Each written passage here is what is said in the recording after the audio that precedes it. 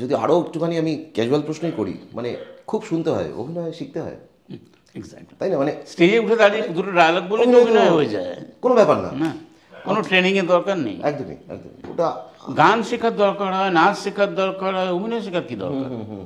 আমি তো স্টেজে উঠে দুটো ডায়লগ মুখস্থ করে বলে দেবো।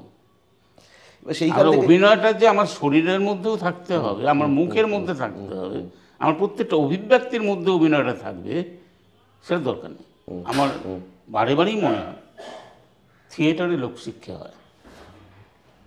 রামকৃষ্ণদেব যেটা বলে গেছিলেন, হ্যাঁ, গিরিশ ঘোষকে উনি মদ ছাড়িয়ে থিয়েটারে নামিয়েছিলেন। তো সেই লোকশিক্ষাটা কিন্তু হয় আমি মনে করি, কারণ আমি যেটা মনে করি যে থিয়েটার হচ্ছে সমাজের দর্পণ। একদমই। হ্যাঁ, তুমি তোমার নিজেকে আয়নার সামনে দাঁড়ালে যতটা চিনতে পারবে, ততটা কিন্তু মানে আলাদাভাবে চেনা খুব মুশকিল। মুশকিল।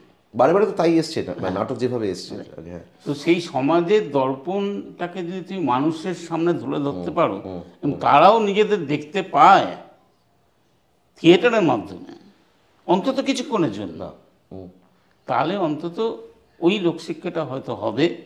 আমাদের থিয়েটার কর্মীদের হয়তো মানুষের মতো রাস্তায় নেমে ঝান্ডা উঁচিয়ে কিছু করা সম্ভব হয় না, কিন্তু আমাদের প্রতিবাদের ভাষা হচ্ছে আমাদের নাটক। নাটক একই তো কাজ। সেটা রাজনীতি হতে হবে তার নেই, সমাজের যে ভালো কোনো বিষয়, যে কোনো বিষয়, হ্যাঁ, যে বিষয় নিয়ে আলোচনার খুব প্রয়োজন, সেটা নিয়ে আমরা বারে বারে আসবো। সেই জন্যই থিয়েটারটাকে বাঁচিয়ে রাখা দরকার। একদম একদম।